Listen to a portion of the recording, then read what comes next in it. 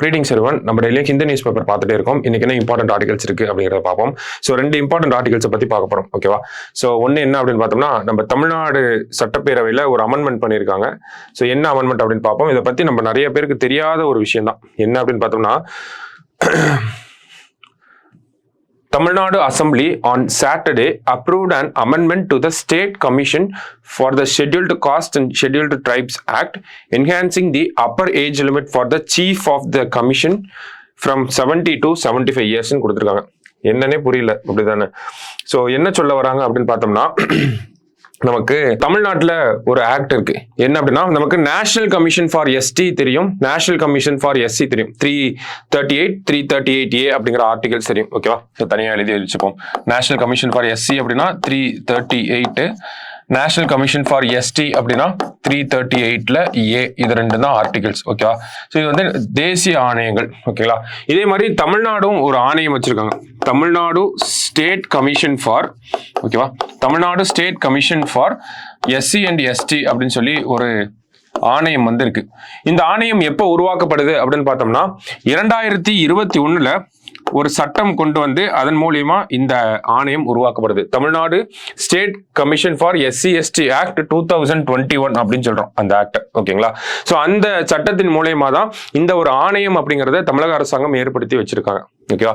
So இந்த ஆணையம் எப்போ கவர்னரோட அசன்ட் கிடைச்சது, கவர்னரோட ஒப்புதல் எப்போ கிடைச்சது இந்த சட்டத்துக்கு அப்படின்னு பார்த்தோம்னா, 22 செப்டம்பர் 2021ல கவர்னரோட ஒப்புதல் கிடைக்குது. அதுக்கப்புறமா இந்த ஆணையம் அப்படிங்கிறது உருவாக்கப்படுது. ஓகேங்களா? ஸோ இந்த ஆணையத்தோடைய மெம்பர்ஸை பத்தி பார்க்குறோம். ஓகேங்களா? ஒரு சேர்பர்சன் அப்படிங்கிறவங்க இருப்பாங்க. ஓகேவா? சேர்பர்சன், ஓகேவா, ஜெண்டர் நியூட்ரல் டேர்ம் தான் யூஸ் பண்ணியிருப்பாங்க. சேர்மேன் சொல்லியிருக்க மாட்டாங்க, சேர்பர்சன். அடுத்தது வைஸ் சேர்பர்சன் அப்படின்னு சொல்லி ஒருத்தர் இருப்பார். ஓகேங்களா? நம்ம வைஸ் சேர்னு எழுதிக்கலாம். ஓகேவா? அடுத்தது பார்த்தோம்னா, ஒரு 5 மெம்பர்ஸ் வந்து இருப்பாங்க. ஓகேவா? 5 மெம்பர்ஸ் வந்து இருப்பாங்க. இந்த சேர்பர்சனை பார்த்தோம்னா, நமக்கு இவங்க எல்லாருமே பதவிக்காலம் அப்படிங்கிறது இருக்கும் இல்லையா? ஸோ இவருக்கும் வந்து 3 வருஷம் அப்படிங்கிறத பதவிக்காலம், இவங்களுக்கும் 3 வருஷம், இவங்களுக்கும் 3 வருஷம். ஓகேங்களா? ஸோ ரீஎலிஜிபிள் ஆவாங்களா? மறுபடியும் இவங்களை சேர்பர்சன் அப்பாயிண்ட் பண்ணலாமானா பண்ணலாம். எலிஜிபிள் ஃபார் ரீஅப்பாயின்மெண்ட் அப்படிங்கிறத நம்ம சொல்றோம். ஓகேவா? ஸோ இவங்களுக்கு 3 இயர்ஸ் அப்படிங்கிறத நம்ம பதவிக்காலம் அப்படிங்கிறது கொடுத்துருக்கோம். சேர்பர்சனை பொறுத்த வரைக்கும் பார்த்தோம்னா, ஒரு ரிட்டையர்டு ஜட்ஜா இருப்பார். ஓகேங்களா? எஸ்சி எஸ்டி கம்யூனிட்டியை சேர்ந்த ஒரு ரிட்டையர்டு ஜட்ஜை தான் நம்ம சேர்பர்சனை அப்பாயிண்ட் பண்றோம். எல்லாமே அந்த கம்யூனிட்டி சேர்ந்தவங்க தான் இருப்பாங்க. ஓகேவா? சோ ஃபர்ஸ்ட் மெம்பர்ஸ் பார்த்தோம் அப்படின்னா, 3 மெம்பர்ஸ் வந்து எஸ்சி கம்யூனிட்டில இருந்து இருப்பாங்க, ஒரு மெம்பர் வந்து எஸ்டி கம்யூனிட்டில இருந்து இருப்பாங்க, ஒரு மெம்பர் பார்த்தோம்னா ஒரு எமினன்ட் பர்சனா இருப்பாங்க. ஓகேங்களா? ஸோ எஸ்சி எஸ்டி விவகாரங்கள்ல கை தேர்ந்த நபர் அப்படின்னு சொல்றோம் இல்லையா, ரொம்ப நாலேஜபிள் பர்சன் சொல்றோம் இல்லையா, ஸோ அவங்கலாம் தான் இந்த 5 பேரா இருப்பாங்க. 3 பேர் எஸ்சியில இருந்து இருப்பாங்க, ஒருத்தர் எஸ்டில வந்து இருப்பாங்க, ஒருத்தர் வந்து ஒரு எமினன்ட் பர்சனாலிட்டியா வந்து இருப்பார். ஓகேவா? இந்த 5 பேர்ல ஒரு மெம்பர் வந்து விமன் மெம்பரா இருக்கணும். ஓகேவா? இந்த 5 பேர்ல ஒரு மெம்பர் வந்து விமன் மெம்பரா இருக்கணும். ஓகேங்களா? ஸோ எல்லாருமே எஸ்சி எஸ்டி கம்யூனிட்டி சேர்ந்தவங்களா இருக்காங்க அப்படிங்கறத நம்ம சொல்லியிருந்தோம். ஸோ இதுல இந்த சட்டம் என்ன சொல்லுது அப்படின்னு பார்த்தோம்னா, சேர்பர்சன் 3 வருஷம் வரைக்கும் பதவியில இருக்கலாம், இல்ல அப்படின்னா 70 வயசு வரைக்கும் பதவியில இருக்கலாம் அப்படிங்கறத சொல்லுது. ஓகேவா? 73 years or 70 years of age whichever is earlier அப்படின்னு நம்ம சொல்றோம். ஓகேவா? அடுத்தது சேர்பர்சனும் வைஸ் சேர்பர்சனும் அடுத்தது மெம்பர்ஸும் பார்த்தோம்னா, அவங்க 3 வருஷம் அல்லது 65 வயசு வரைக்கும். ஓகேங்களா? 65 இயர்ஸ் ஆஃப் ஏஜ் அப்படிங்கறத நம்ம சொல்றோம். ஓகே, சோ சேர்பர்சன் பார்த்தோம்னா 3 வருஷம் or 70 years of age, vice சேர்பர்சனும் மெம்பர்ஸும் பார்த்தோம்னா 3 வருஷம் ஆர் 65 இயர்ஸ் ஆஃப் ஏஜ் அப்படிங்கிறது தான் இந்த சட்டம் சொல்ல வரக்கூடிய ஒரு விஷயம். ஓகேங்களா?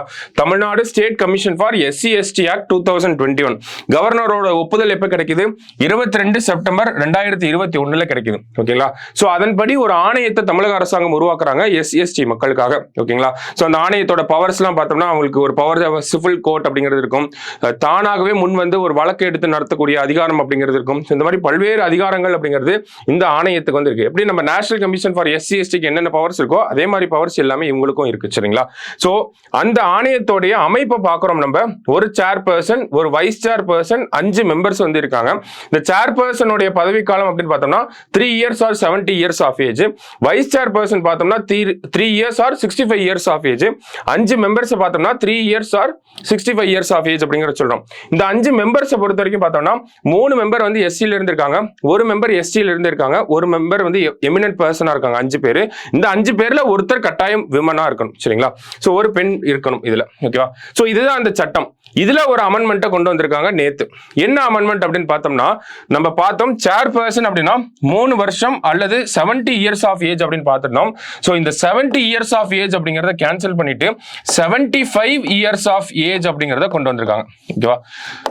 சோ இதுதான் அந்த அமெண்ட்மெண்ட், ஓகேவா? சட்டம் இப்படிதான் இருந்துச்சு. அதுல ஒரே ஒரு மாற்றத்தை மட்டும் பண்ணிருக்காங்க. என்ன மாற்றம் அப்படின்னா, இந்த சேர்பர்சனுடைய பதவி காலம் அப்படிங்கறத 3 years or 70 years of age இருந்துச்சு, அதை மாத்திட்டு 3 years or 75 years of age அப்படின்னு சொல்லி மாற்றம் செஞ்சிருக்காங்க.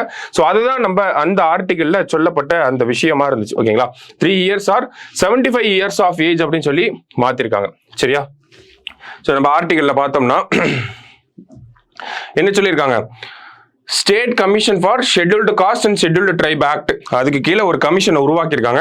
அந்த கமிஷனோட சேர்பர்சன் சீஃப்னு கொடுத்துருக்காங்க. இந்த இடத்துல சீஃபோட அப்பர் ஏஜ் லிமிட் அப்படிங்கறத 70ல இருந்து 75 மாத்திருக்காங்க, புரியுதா?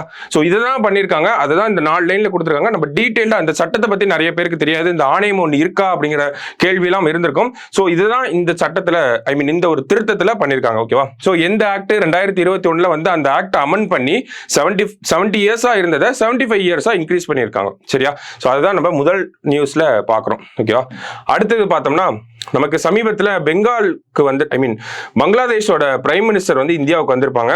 அதை ஒட்டி பார்த்தோம்னா நமக்கு இந்த தீஸ்தா அப்படிங்கிற அந்த நதியை பத்தின ஒரு பிரச்சனை அப்படிங்கிறது போயிட்டு இருந்திருக்கும், ஓகேவா? சோ தீஸ்தா நதியை பொறுத்த வரைக்கும் நமக்கு தெரியும் என்ன நதி அப்படின்னு பார்த்தோம்னா, நமக்கு இந்தியாவுக்கும் பங்களாதேஷ்க்கும் இருக்கக்கூடிய இந்த பவுண்டரிஸ்ல பார்த்தோம்னா கிட்டத்தட்ட ஒரு 54 நதிகள் வந்து இந்தியாவில இருந்து பங்களாதேஷ்க்கு போயிட்டு இருக்கு, ஓகேங்களா? பங்களாதேஷ் போய் பங்களாதேஷ் வழியா பே ஆஃப் பெங்கால்ல கலக்கக்கூடிய நதிகள் அப்படின்னு பார்த்தோம்னா 54 நதிகள் வந்து இருக்கு. அதுல முக்கியமான நதிகளா இருக்கிறது கங்கா, இன்னொன்னு பார்த்தோம்னா இந்த தீஸ்தா அப்படிங்கிற நதி. இந்த கங்கா நதி நீர் பிரச்சனை அப்படிங்கிறது இந்தியாவுக்கும் பங்களாதேஷ்க்கும் இருந்துட்டு இருந்த ஒரு பிரச்சனை தான். ஆனா 1996ல நம்ம ஒரு ஒப்பந்தம் கையெழுத்தாயிருக்கும், ஓகேங்களா? நமக்கும் பங்களாதேஷ்க்கும் ஒரு ஒப்பந்தம் கையெழுத்தாயிருக்கும். அந்த ஒப்பந்தத்தின் வாயிலாக பாக்குறப்போ அந்த கங்கா நதி நீர் பங்கீடு அப்படிங்கிறது ஓரளவுக்கு அந்த பிரச்சனை முடிஞ்சிருச்சு. அதுக்கப்புறமா தான் எங்க வராங்க அப்படின்னா, போக்கஸ் எங்க திரும்புது அப்படின்னா தீஸ்தா ரிவர் அப்படின்னு சொல்றாங்க. இந்த தீஸ்தா நதிநீர் பங்கீட்டு பிரச்சனை அப்படிங்கிறது இன்னமும் ஒரு பிரச்சனையா தான் இருக்கு. கிட்டத்தட்ட 2011 பார்த்தோம்னா இந்தியாவும் பங்களாதேஷும் வெஸ்ட் பெங்கால் வழியா தான் அந்த நதி போகுது. வெஸ்ட் பெங்கால்ல தான் அதிகமான தூரமும் போகுது, ஓகேங்களா? அப்ப இந்த தீஸ்தா நதிநீர் பங்கீட்டுக்கு ஒரு ஒப்பந்தம் கையெழுத்தாகலாம்ங்கிற ஒரு சிச்சுவேஷன் வருது 2011ல. இந்திய அரசாங்கம், பங்களாதேஷ் அரசாங்கம், வெஸ்ட் பெங்கால் எல்லாரும் ஒரு மனதா ஒத்துக்கிற மாதிரி வர அந்த சிச்சுவேஷன்ல வெஸ்ட் பெங்கால் கவர்மெண்ட் வந்து இந்த அக்ரிமெண்ட்டை நாங்க ஒத்துக்க மாட்டோம் அப்படின்னு சொல்லிடுவாங்க.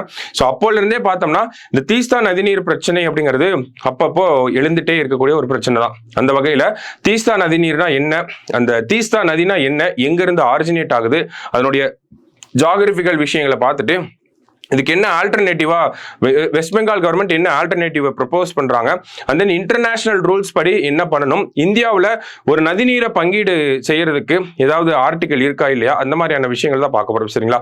ஸோ இந்த தீஸ்தா நதிநீரை பொறுத்த வரைக்கும் நமக்கு வெஸ்ட் பெங்கால்ல தான் அதிக தூரத்துக்கு பயணிக்குது, ஓகேங்களா? பிரம்மபுத்திரா நதியிலிருந்து உருவாகக்கூடியதா, ஓகேங்களா? சிக்கிம்ல உருவாகி நமக்கு வெஸ்ட் பெங்கால் வழியா பங்களாதேஷ் போகக்கூடிய ஒரு நதி தான் இந்த தீஸ்தா அப்படிங்கிற நதி. கிட்டத்தட்ட ஒரு 150 கிலோமீட்டர் பங்களாதேஷ் வழியா, ஐ மீன் வெஸ்ட் பெங்கால் வழியாவே நமக்கு போகுது 150 கிலோமீட்டர், ஓகேங்களா? ஸோ 150 கிலோமீட்டர் ஒரு மாநிலம் வழியா போகுது அப்படின்னா அப்ப எவ்வளவு ஏக்கரா அந்த விவசாய நிலங்கள் பாதிக்கப்படும் அப்படிங்கிறத பார்க்கணும், ஓகேங்களா? இந்த நதிநீரை நம்ம கொடுத்துட்டோம் அப்படின்னா எவ்வளவு ஏக்கர்ல பாதிக்கப்படும் அப்படிங்கிறத பார்க்கணும். எவ்வளவு மக்களுடைய வாழ்வாதாரம், குடிநீர் தேவைகள் பாதிக்கப்படும் அப்படிங்கிறதெல்லாம் பார்க்கணும் அப்படின்னு சொல்லி வெஸ்ட் பெங்கால் முதல்வர் மம்தா பானர்ஜி அவர்கள் தொடர்ச்சியா ஒரு குரலை வச்சுட்டே இருக்காங்க. ஸோ என்ன சொல்றாங்க, நதிநீரை பத்தி நம்ம ஃபர்ஸ்ட் அந்த நதியை பத்தி பார்த்தோம், சரிங்களா? ஸோ இந்த தீஸ்தா அப்படிங்கிற நதியை பார்த்தோம்னா ஒரு பிரம்மபுத்திராவோட tributary அப்படின்னு சொல்றாங்க, okay? A tributary of Brahmaputra, the Teesta river originates from Sholamo Lake at an elevation of about 5820 meters in North Sikkim அப்படின்னு சொல்றாங்க, ஓகேவா? சோ நல்லா தெரிஞ்சுக்க வேண்டிய விஷயங்கள் இதெல்லாம் ஜியோகிராபி பாயிண்ட் ஆஃப் வியூல நம்ம சிலபஸோட ரிலேட் பண்ணி படிக்கணும், ஓகேங்களா? சோ பிரம்மபுத்திராவோட ஒரு tributary, ஓகேங்களா? ட்ரிபியூட்டரி அப்படின்னு சொல்றாங்க. தீஸ்தா ரிவர் எங்க ஆரிஜினேட் ஆகுதுன்னா சோலாமோ லேக். ஓகேங்களா, சோலாமோ லேக் எங்க இருக்கு அப்படின்னு பார்த்தோம்னா சிக்கிம், நார்த் சிக்கிம்ல இருக்கக்கூடிய பகுதியில இருந்து தான் ஆரிஜினேட் ஆகுது. ஓகேவா, இந்த ரிவர் பார்த்தோம்னா சிக்கிம்ல ஒரு 150 கிலோமீட்டரும் நமக்கு நான் மாத்தி சொல்லிட்டேன். ஓகேங்களா, வெஸ்ட் பெங்கால்ல ஒரு 123 கிலோமீட்டரும் போகுது. ஓகேங்களா, சிக்கிம்ல ஒரு 150 கிலோமீட்டர், வெஸ்ட் பெங்கால்ல ஒரு 123 கிலோமீட்டர். ஆனா வெஸ்ட் பெங்கால்ல தான் நிறைய கல்டிவேட்டிங் லேண்ட்ஸ் வந்து இருக்கும். ஓகேவா, ஸோ அதனால முக்கியமான நதியா இருக்கு. ஸோ அங்கிருந்து பங்களாதேஷ் போய் பங்களாதேஷ் வழியா பே ஆஃப் பெங்கால்ல போய் கலக்குது. ஓகேங்களா, பங்களாதேஷ்ல பார்த்தோம்னா அங்கிட்ட ஒரு 140 கிலோமீட்டர் ரன் ஆகுது. ஸோ தீஸ்தா அப்படிங்கிறது பார்த்தோம்னா பங்களாதேஷோட 4வது பெரிய நதியா இருக்கு. ஓகேங்களா, அதாவது பார்டர் ஷேரிங் நதியிலேயே 4வது பெரிய நதியா வந்து இருக்கு அப்படிங்கறத சொல்லியிருக்காங்க. ஸோ இதுதான் நமக்கு அந்த தீஸ்தா அப்படிங்கிறது ரிவர். ஓகேவா, இதுல 83% ஆஃப் த இந்த தீஸ்தா ரிவர் அப்படிங்கிறது இந்தியாவில தான் போகுது. அதுதான் இங்க கொடுத்துருக்காங்க. 83% of Teesta flows through India அப்படின்னு சொல்லி கொடுத்துருப்பாங்க. மீதி 17% தான் எங்க அப்படின்னு பார்த்தோம்னா நமக்கு பங்களாதேஷ் வழியா போகுது. அப்ப பேசிக்கான விஷயங்களை நம்ம பார்க்கிறோம். பிரிலிம்ஸ் பாயிண்ட் ஆஃப் வியூல ட்ரிபியூட்டரி ஆஃப் பிரம்மபுத்திரா, தீஸ்தா சோலாமோ லேக் அங்கிருந்து ஆரிஜினேட் ஆகுது தீஸ்தா அப்படிங்கிற ரிவர். அந்த பிளேஸ் வந்து நமக்கு சிக்கிம்ல இருக்கு. சிக்கிம் வழியா வெஸ்ட் பெங்கால் வழியா நமக்கு பங்களாதேஷ் போகுது. ஹை பர்சன்டேஜ் பார்த்தோம்னா இந்தியா வழியா தான் போகுது, 83%. ஓகேங்களா, ஸோ இந்த நதிநீரை பொறுத்த வரைக்கும் என்ன சொல்றாங்கன்னா வெஸ்ட் பெங்கால் கவர்மெண்ட் நாங்க தீஸ்தா நதியை வந்து கொடுக்க மாட்டோம். ஏன் அப்படின்னு பார்த்தோம்னா எங்களுக்கு தீஸ்தா நதி எங்களோட விவசாயத்துக்கும் குடிநீர் தேவைகளுக்கும் ஒரு இன்டெகிரல் பார்ட்டா இருக்கு அப்படிங்கறத தொடர்ச்சியா வலியுறுத்திட்டே வராங்க. எங்களுக்கு குடிநீர் தேவைகளுக்கு அந்த நதி வேணும் அப்படிங்கறத சொல்லிடுறாங்க. ஓகேவா, ஸோ அதுக்கு பதிலாக நாங்க தோர்சா, மான்சாய், சங்கோஸ் அண்ட் தன்சாய் அப்படிங்கிற இந்த நதிகள்ல இருந்து வரக்கூடிய தண்ணீரை பங்களாதேஷ் அவங்களே எடுத்துக்கிட்டோம், தீஸ்தா நதியை மட்டும் கேட்க வேண்டாம் அப்படிங்கறத தொடர்ச்சியா வலியுறுத்திட்டு வெஸ்ட் பெங்கால் கவர்மெண்ட் இருக்காங்க. ஓகேவா, ஸோ அது மட்டும் இல்லாம இப்ப சமீபத்தில் எதுக்காக இந்த தீஸ்தா ரிவரை பத்தி நம்ம இவ்வளவு பாக்குறோம் அப்படின்னா இந்தியா வந்து பங்களாதேஷ் வந்து ஒரு ப்ராஜெக்ட் எடுத்துட்டு வராங்க. என்ன ப்ராஜெக்ட் அப்படின்னா இந்த தீஸ்தா நதியை வந்து ரீஸ்டோர் பண்ணணும், கன்சர்வேஷன் பண்ணணும் அப்படின்னு சொல்லி பங்களாதேஷ்ல இருக்கக்கூடிய தீஸ்தா ரிவரை ரீஸ்டோர் பண்ணணும், கன்சர்வேஷன் பண்ணணும் அப்படின்னு சொல்லி ஒரு ப்ராஜெக்டை கொண்டு வர போறாங்க. இந்த ப்ராஜெக்டை பண்றதுக்கு சைனா வில்லிங்கா இருக்காங்க. ஆனா இந்தியா கூட சேர்ந்து பண்ண போறோம் அப்படிங்கறத பங்களாதேஷ் சொல்லியிருக்காங்க. சோ அந்த ஒரு விஷயம் அப்படிங்கிறது இன்னொரு பிரச்சனையை கிளப்பியிருக்கு. என்ன அப்படின்னு பார்த்தோம்னா பங்களாதேஷ்ல போகக்கூடிய தீஸ்தா ரிவரை ரீஸ்டோர் பண்றதுக்கும் கன்சர்வேஷன் பண்றதுக்கும் இந்தியா கவர்மெண்ட் வில்லிங்கா இருக்காங்க. ஆனா இந்தியாவில பார்த்தோம்னா ஒரு 83% தீஸ்தா நதி இந்தியாவில தான் போகுது. இந்தியாவிலேயே நிறைய ரீஸ்டோரேஷன் அண்ட் கன்சர்வேஷன் பண்றதுக்கு பண்ணாம இருக்கோம் நம்ம அப்படிங்கறத சொல்றாங்க. ஓகேவா, ஏன் அப்படின்னு பார்த்தோம்னா இந்த சிக்கிம் வழியா தானே அந்த நதி வருது. சிக்கிம் வழியா வரப்போ நிறைய ஹைட்ரோ எலக்ட்ரிக் டேம்ஸ் அப்படிங்கறத கட்டி வச்சிருக்காங்க. அதனால நிறைய அஃபாரஸ்டேஷன் டீஃபாரஸ்டேஷன் அப்படிங்கறது பண்ணிருக்காங்க. அதே மாதிரி கிளைமேட் சேஞ்சோட இம்பாக்ட்னால இந்த தீஸ்தா நதி அப்படிங்கிறது ரொம்ப பாதிக்கப்பட்டிருக்கு. அப்ப இந்த மாதிரி எல்லாம் இருக்கப்போ இந்தியாவில ஏன் அரசாங்கம் ரீஸ்டோரேஷன் ப்ராஜெக்ட் எடுக்காம பங்களாதேஷ்க்கு உதவி பண்றதுல இவ்வளவு மும்முரமா இருக்காங்க அப்படிங்கிற ஒரு கேள்வியையும் முன் வச்சிருக்காங்க. சரியா, சோ இதெல்லாம் வந்து அரசியல் காரணங்களாகவும் போகுது, நமக்கு ப்ரோஸ் அண்ட் கான்ஸாவும் பார்க்குறோம். ஓகேங்களா, ஸோ கடைசியா பார்க்குறப்ப சர்வதேச விதிகள் என்ன சொல்லுது, ஒரு நதி வந்து இந்தியாவில் போகுது, பங்களாதேஷ்லையும் போகுது. ஓகேங்களா, அப்போ 2 நாடு ஷேர் பண்ணக்கூடிய ஒரு நதியா இருக்கு இந்த தீஸ்தா நதி. அப்போ ஒரு நதியை 2 நாடு ஷேர் பண்ணாங்கன்னா அதை பத்தின விஷயங்களை எந்த இன்டர்நேஷனல் ரூல் சொல்லுது அப்படின்னு பார்த்தோம்னா ஹெல்சின்கி ரூல்ஸ் அப்படின்னு சொல்றாங்க. ஓகேவா, the Helsinki rules on uses of waters of international rivers in 1966 அந்த ரூல்ஸ் படி பார்க்குறப்ப நமக்கு என்ன சொல்றாங்க, ஒரு எப்பயுமே அப்பர் ரைபாரியன் ஸ்டேட், லோவர் ரைபாரியன் ஸ்டேட் அப்படின்னு சொல்லுவாங்க. ஓகேவா, இப்ப கர்நாடகா தமிழ்நாடு இருக்குன்னு வைங்களேன், காவேரி நதி வந்து கர்நாடகாவில் ஆரிஜினேட் ஆனாலும் எங்க கடல்ல போய் கலக்குது, தமிழ்நாடு வழியா தான் கடல்ல போய் கலக்குது. தமிழ்நாட்டில் தான் அதிகமான தூரம் பயணிக்குது. ஓகேவா, அப்ப தமிழ்நாட்டுக்கு தான் அதிக உரிமைகள் அப்படிங்கிறது இருக்கும். ஓகேவா, ஸோ அதுதான் இந்த அப்பர் ரைபாரியன், லோவர் ரைபாரியன் ஸ்டேட் அப்படின்னு சொல்லுவாங்க. ஓகேவா, ஸோ எங்க அதிகமான பெர்சன்டேஜ் போகுது, எங்க அதிகமான விளைநிலங்கள் வந்து பெனிஃபிட் ஆகுது, அதெல்லாம் பேஸ் பண்ணி தான் ஒரு நதியை வந்து அந்த இவ்வளவு பெர்சன்டேஜா ஷேர் பண்ணுவாங்க. ஓகேவா, இந்த இவ்வளவு பெர்சன்டேஜ் வாட்டர் உங்களுக்கு, இவ்வளவு பெர்சன்டேஜ் வாட்டர் எங்களுக்கு அப்படின்னு சொல்லி. ஸோ இதெல்லாம் எங்க சொல்லப்பட்டிருக்கு, சர்வதேச அளவில் எங்க சொல்லப்பட்டிருக்கு அப்படின்னு பார்த்தோம்னா ஹெல்சின்கி ரூல்ஸ் 1966 தான் சொல்லப்பட்டிருக்கு. சரிங்களா, சோ இது ஒரு விஷயமா நம்ம தெரிஞ்சுக்கிறோம். அடுத்தது பார்த்தோம்னா ஆர்டிகல் 253ல ஒரு விஷயம் கொடுத்திருக்காங்க. ஆர்டிகல் 253 என்னன்னா legislation to give effect to international agreements அப்படின்னு சொல்லுவோம். ஓகேவா, ஒரு சர்வதேச ஒப்பந்தம் இந்தியா கையெழுத்திடுறாங்க அப்படின்னா அந்த ஒப்பந்தத்தை இந்திய நாட்டில் செயல்படுத்தணும் அப்படின்னா அதுக்கு ஆர்டிகல் 253 கீழே ஒரு சட்டம் கொண்டு வராங்க. ஓகேவா, legislation to give effect to international agreements அப்படின்னு சொல்லுவாங்க. ஓகேவா, சர்வதேச ஒப்பந்தம் கையெழுத்தாகுது, அதை இந்தியாவில் நடைமுறைப்படுத்த ஒரு சட்டம் கொண்டு வரோம். அது வந்து 253 ஆர்டிகல் கீழே நம்ம பண்றோம். ஓகேவா, இதெல்லாம் நம்ம சென்ட்ரல் ஸ்டேட் ரிலேஷன்ஸ்ல லெஜிஸ்லேட்டிவ் பார்ட்டு கீழே இருக்கக்கூடிய விஷயங்கள். ஸோ ஓகேவா, ஓகேவா? ஸோ அதை பற்றியும் நமக்கு கொடுத்துருக்காங்க. ஸோ இந்த மாதிரி ஏதாவது ஒரு அக்ரிமெண்ட் போட்டாங்க அப்படின்னா அதை இந்தியாவில் செயல்படுத்தணும்னா ஆர்டிகல் 253 பண்ணணும் அப்படின்னு சொல்றாங்க.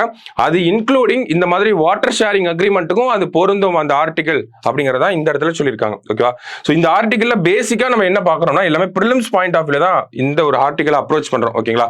தீஸ்தா நதினா என்ன, எங்க இருந்து வருது, அதனுடைய ரூல்ஸ் அண்ட் ரெகுலேஷன்ஸ் என்ன, இந்தியாவில் என்ன ஆர்டிகல் வச்சு டீல் பண்றாங்க, ஸோ அந்த மாதிரியான விஷயங்கள் தான் நம்ம பார்த்திருக்கோம். ஸோ ஃப்ரீயா இருந்தீங்கன்னா இந்த ஒரு ஆர்டிகலை எடுத்து படிச்சு பாருங்க. சரியா? இன்னொரு பாயிண்ட் ஆஃப் வியூ அப்படிங்கிறது உங்களுக்கு கிடைக்கும். சரியா? ஸோ இன்னைக்கு நியூஸ் பேப்பர்ல இருந்த 2 இம்பார்ட்டன்ட் ஆர்டிகல்ஸ் இதெல்லாம் தான். ஸோ நல்லா பார்த்து வச்சுக்கோங்க. நாளைக்கு நியூஸ் பேப்பர்ல மீட் பண்ணலாம். தேங்க்யூ.